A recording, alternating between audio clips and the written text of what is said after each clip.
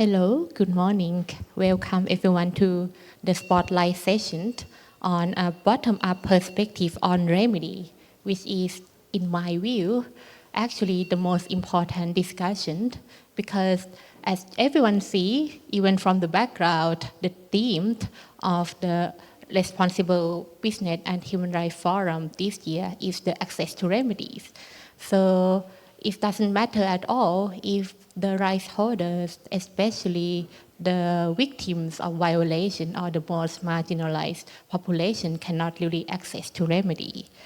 And I am your host today, Romsat Wachiraratanakorn from the Office of the UN High Commissioner for Human Rights, or OHCHR, not UNHCR.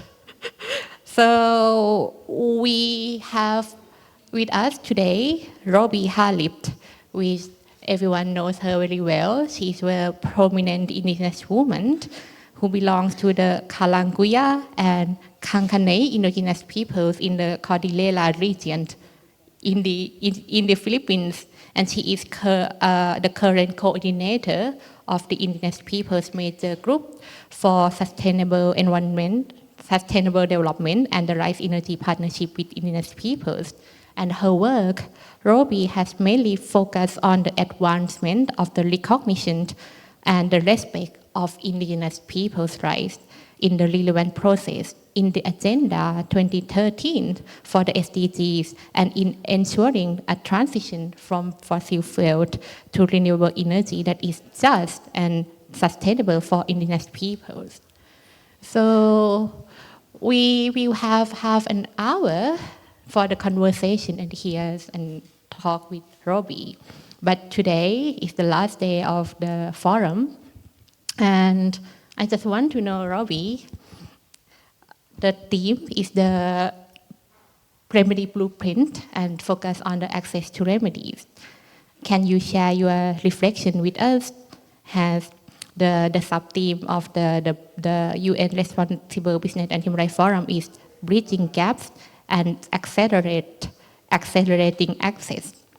After 3 days here in the forum, what do you think about it? What is your reflection so far, and has the gap been closed?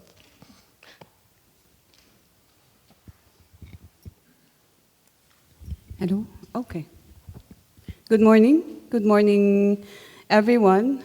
I'm now sounding like a broken record because since the first day we had our side event here, it's also on it's looking at access to remedy for indigenous peoples. In the region, there's still a big gap in relation to not just remedy for indigenous peoples, but achieving justice for violations that happened in our communities.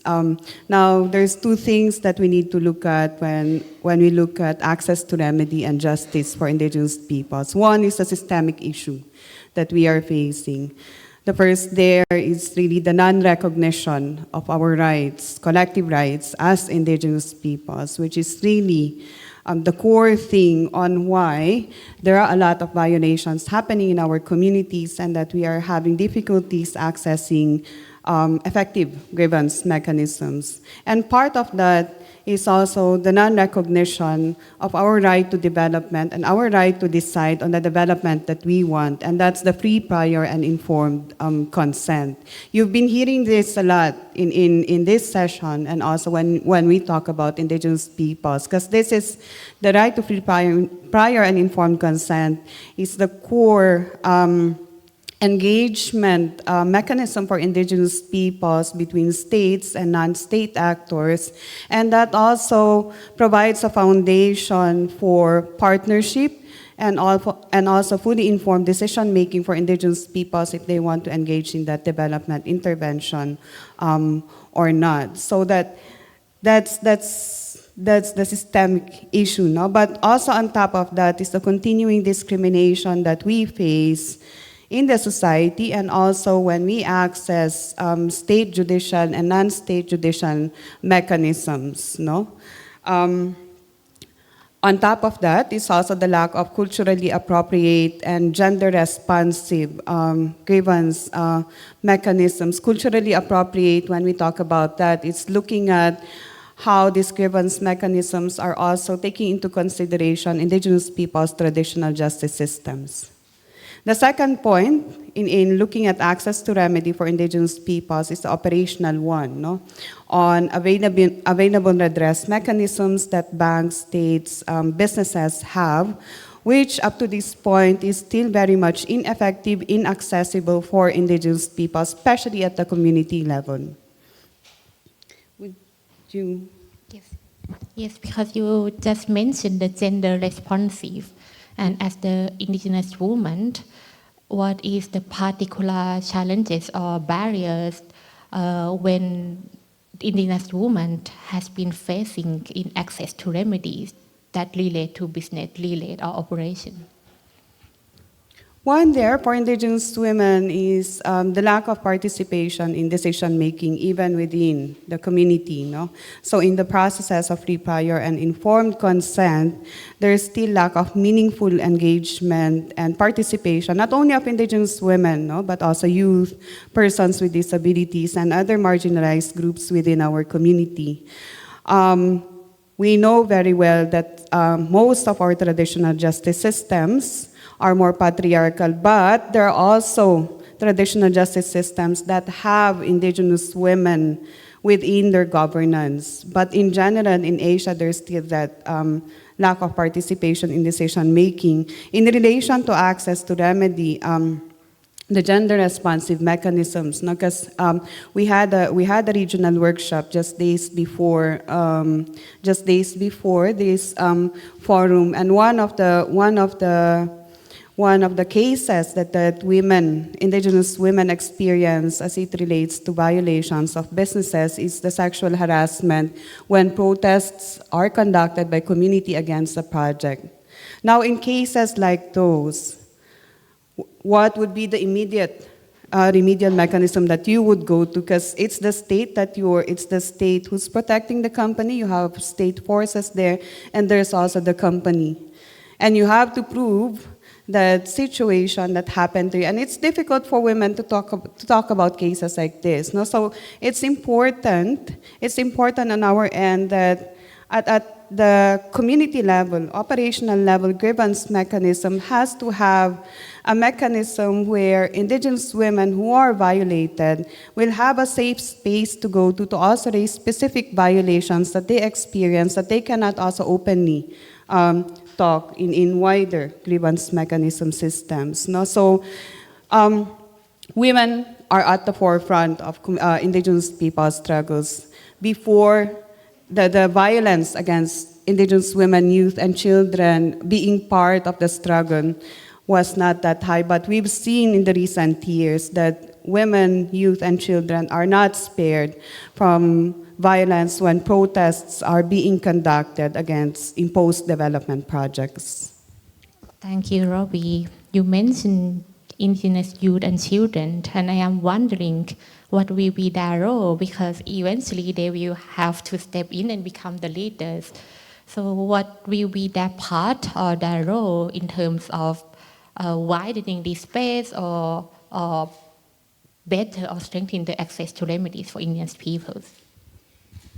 The continuity of our culture and tradition is actually dependent on how the young generations now are also integrating themselves to our identity and culture, no? And that's been a big challenge, one, for many Indigenous communities and movements, the development of second liners.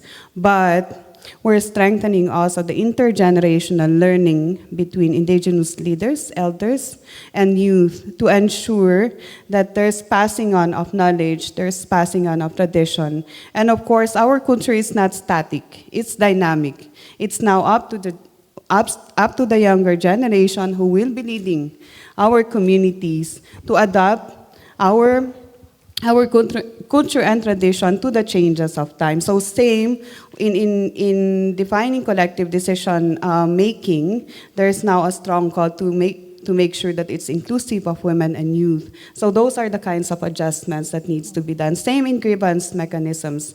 In the traditional justice system, there needs to be some adjustments to make sure that there's specific safe spaces for women to be able to redress their grievances, but also to strengthen the traditional justice systems of indigenous peoples, that it could also handle external threats. Because the way that our traditional justice systems are shaped right now is more to handle internal community problems. No? But as it relates to states and non-state actors, that's something that we also need to strengthen within, to have protocols on if violations are committed by companies, what would be the sanctions from within the traditional justice system.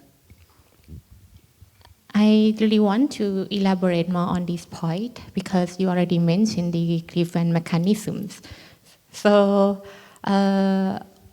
what will be the smart mix of remedies that you hope to see from the operationalized grievance mechanism from the business? The way because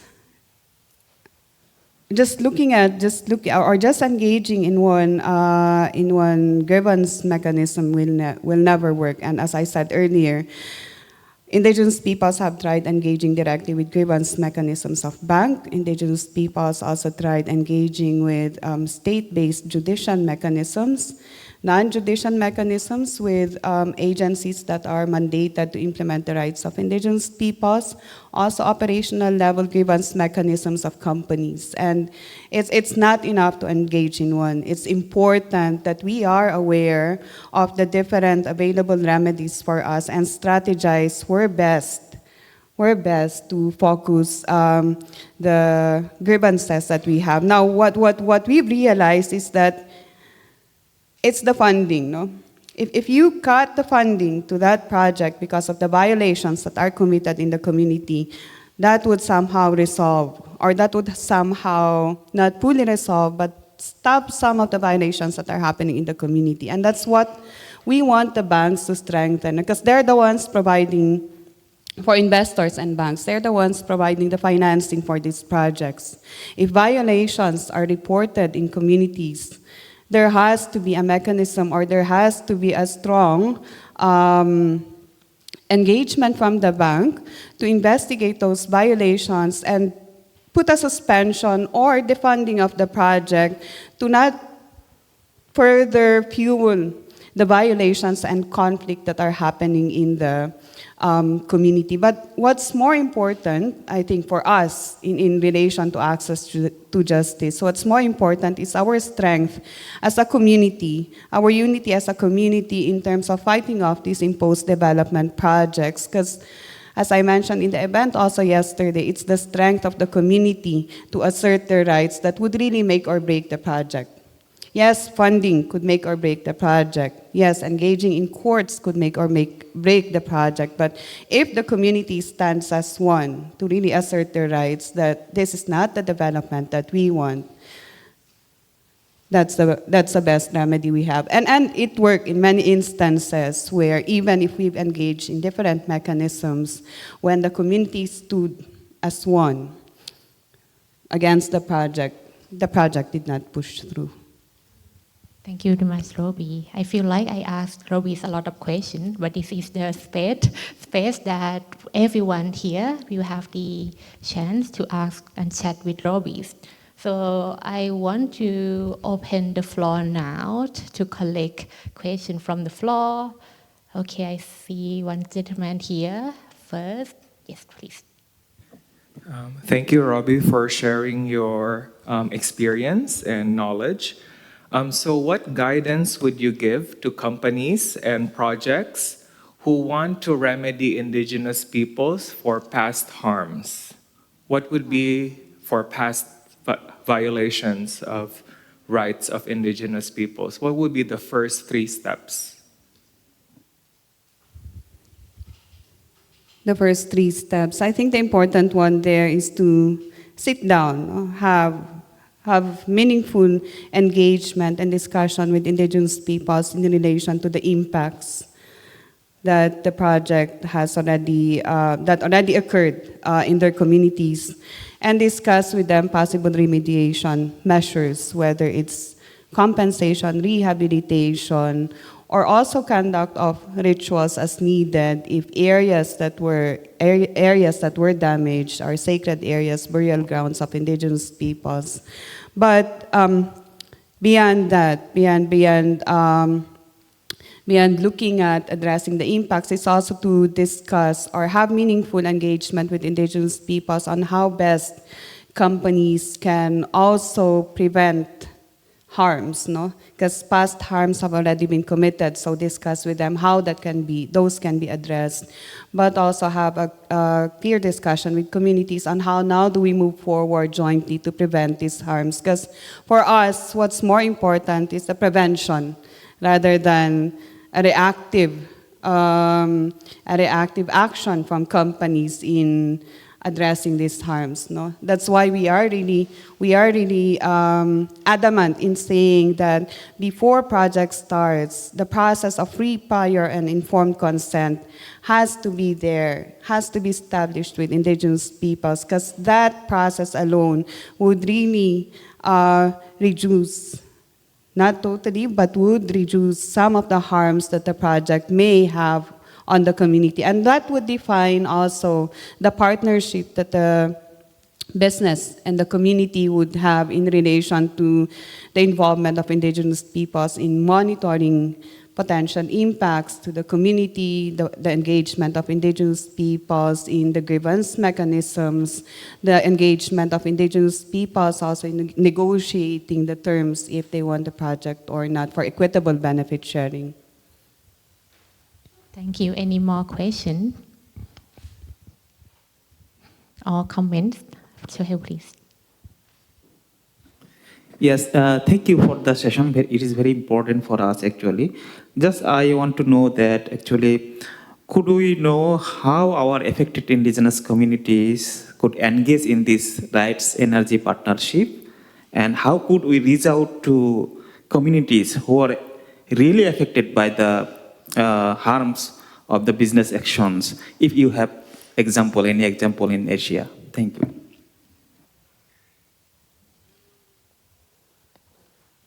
Okay, so the Right Energy Partnership with Indigenous Peoples, one of the organizations I'm affiliated with, is working on two prongs. One, supporting indigenous communities affected by large-scale renewable energy projects and mining of critical minerals, supporting them in campaigns, also advocacy, capacity building. But the second part of the work that we do in the Right Energy Partnership is also shifting the narrative of development to the alternative development that indigenous peoples are saying that we are providing the solution. So it's supporting, facilitating support for indigenous peoples-led renewable energy initiatives. So as we do the campaigns in raising the concerns of indigenous peoples on these large-scale renewable energy projects, what we're also saying is that we have initiatives on the ground that proves that if it's community-based, it would be more sustainable and it would be more just for communities. Now, for those, the Right Energy Partnership is not just limited to indigenous peoples. Now, it's wanting to establish partnerships between indigenous peoples, businesses, and also with governments, but based on a set of principles that's in line with the recognition and respect of our rights as indigenous peoples. We have the website, QR codes, if we could, because there's another one. So we conducted a global conference on just transition and indigenous peoples to develop our position as indigenous peoples at the global level on the just transition, and we recently had one focusing on indigenous women and youth. There would be QR codes that would be presented there where you could see more information about the Right Energy Partnership, and it's open, no? It's open. Now, in terms of supporting indigenous peoples who are affected by these renewable energy and mining projects.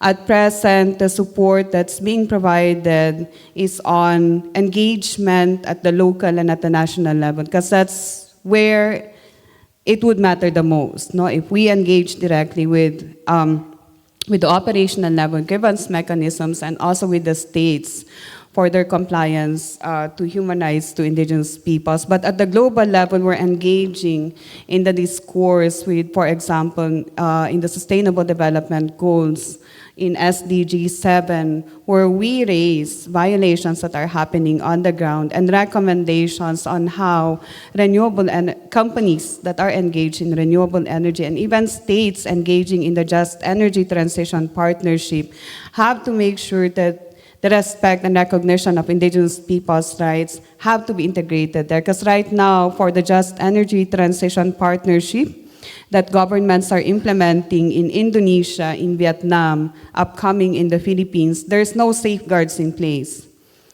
So at the global level, that's what we are engaging them with, to make sure that this funding that you are provided will never be just if there are no safeguards, if the rights are violated on the ground.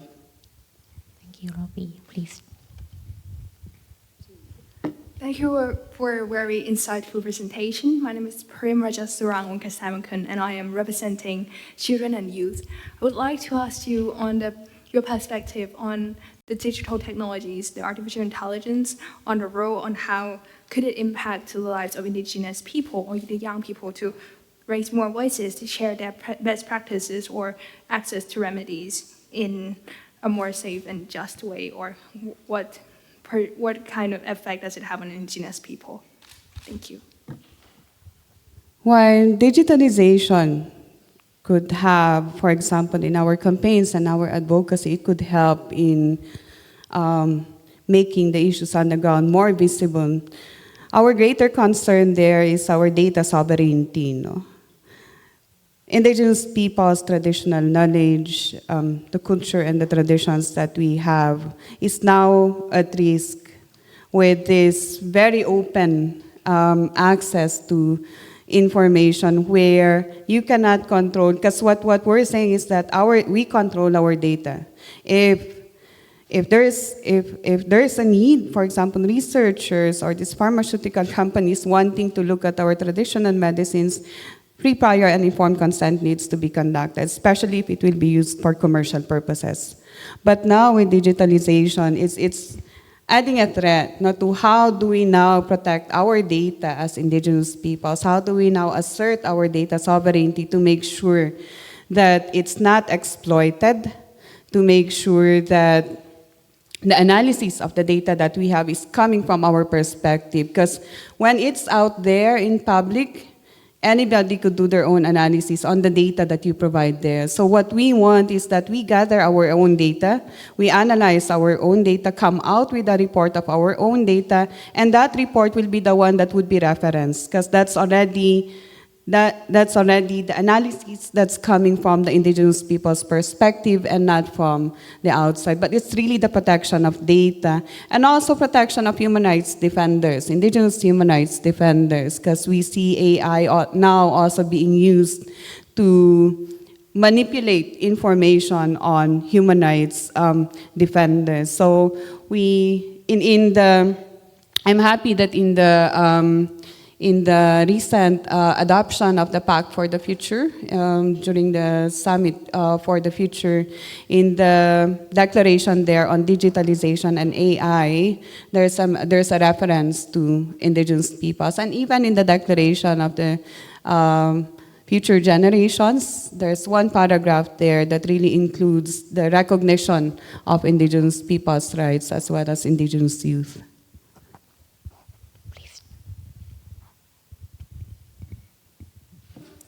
Thank you. Thank you for your insightful thoughts. I just have two questions. Because as you mentioned, indigenous are even exploited by the minerals company in the name of transitional justice, transitional renewable energy. My question is, how are the regional indigenous organizations or indigenous peoples in the region especially in Philippines and in Indonesia and all, are having a meaningful dialogue with with these investors who are coming to your lands with the supports of military, sponsored by the states, in the name of renewable energy. How are you having meaningful dialogues with them? Or, how they view indigenous peoples is my first question. And the second question is, as we are discussing about the bottom-up approach, is there a strategy of the indigenous peoples which is beyond the reparation that we are fighting for now, whose cosmovision has been, epistemicide in the name of development, so-called development, and in the name of, investment or renewable energy? That's it. Thank you. So one, how are indigenous peoples engaging in, for those affected by renewable energy and mining of transition minerals, engaging in dialogue with companies and governments? The second is the strategy on achieving justice beyond calling for reparation. On the first question, again going back to the workshop that we conducted before this forum, indigenous women and youth have shared their experience on how, of course, beyond the protests, how they've been engaging with their governments, sending petition letters, sending complaints and submissions to get the attention of the government to address their problem. But at the regional and at the global level in particular, we're directly engaging with companies. So for example, with the Initiative for Responsible Mining Assurance now that they are reviewing and updating their safeguards, not safeguards, but their standards for certification of mining companies. We're engaged there to make sure that the language on the recognition and respect of indigenous people's rights, free, prior, and informed consent are strong. No? Same with ICMM, the International Council for Mining and Minerals, we've engaged there, but unfortunately, the outcome was so disappointing, because we know that these processes are still controlled by companies. There's been some, for example, the particular concern in Papua New Guinea, where a landslide occurred it's not too near the mine site, but because mining has been happening there for years, it caused imbalance in terms of the structural integrity of the whole area. So a big landslide occurred in Papua New Guinea. We reached out to Barrick Gold directly and told them that this is the concern of the community on the ground and this is their demand. Barrick Gold immediately responded to the request of the community for them to be able to conduct a ritual and declare that area as a burial ground, as they cannot anymore dig out the bodies of those who were covered in the landslide, for them to be able to move out. Because only then, when they do that ritual, can they be able to move out and move on as a community in another area. So those are some examples of direct business engagement. Of course, it's not enough, no? Companies giving money for the conduct of rituals, but those are some, starting point for engagement and dialogue. But we really need, in spaces like this, I think it's important that we have more spaces to really sit down with states and businesses and have meaningful dialogue with them, constructive dialogue to raise our concerns, our perspectives, and see also from their end what are they thinking, what are the challenges, how do we meet halfway to really make sure that violations do not occur in indigenous people's territories where they are operating. And it's in spaces like this that could have been avenues where indigenous people, states, and businesses come together to not just have these kinds of talk, but really meaningful dialogue, no? And come up with concrete ways forward. The second question on strategies. achieving the justice, the strategies from Strategies for achieving the justice. No, I think you could look at initially the declaration that came out from the global and the regional workshop. Because, again, as I said in my earlier statement, in the Right Energy Partnership with Indigenous Peoples, what we're putting forward here is not just the challenges, but also alternatives. That if direct support is given to Indigenous peoples for us to implement our self-determined priorities, for us to implement our Indigenous peoples-led renewable energy systems, this would be more meaningful and fruitful for us rather than coming out with these large-scale projects, getting our FPIC. Direct support for Indigenous peoples would entail more justice than us having to face all these multiple projects that they want to implement in our territories. We want to manage and control our resources. We want to preserve this for the future generation. And this is the justice that we're looking for, for us to be able to pass it on to the next generation as it is when our ancestors also pass it on to us. Thank you. I understand that Robie has another meeting to go after this. So maybe one last question from my side to wrap up this conversation. Clearly, our session, half an hour, is not enough for this important conversation. But Robie, what is the call to action that you want to give, only one action that you want to give and ask the government, investor and business, and the UN to do immediately after the forum? No, for the governments and businesses, it's really our standing recommendation, the recognition and respect of our rights as enshrined in the UN Declaration on the Rights of Indigenous Peoples. That's been our standing, consistent recommendations, because that's how you would be able to address all these challenges that we are facing now. For the UN, since the adoption of the World Conference on Indigenous Peoples Outcome document, we've been recommending that at the regional level, a system-wide action plan on Indigenous peoples be